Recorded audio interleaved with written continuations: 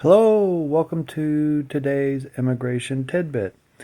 Little background, this is someone else's follow-up question to a prior one where the person was on DACA, deferred action for childhood arrivals, and got married and wanted to know if she can adjust status and get her green card.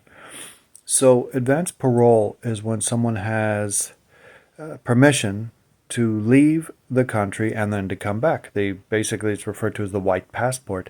They get authorization to leave for a certain time and then they go.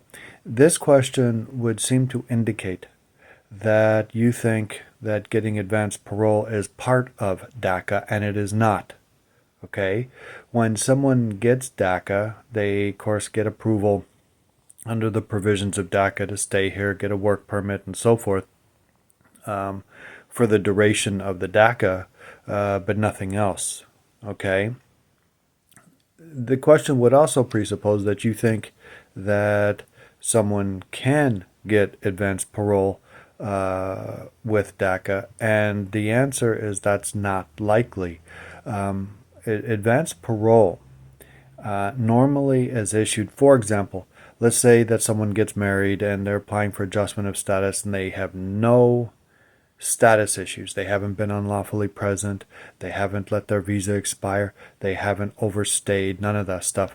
Then, in that case, an advanced parole will be issued without a problem.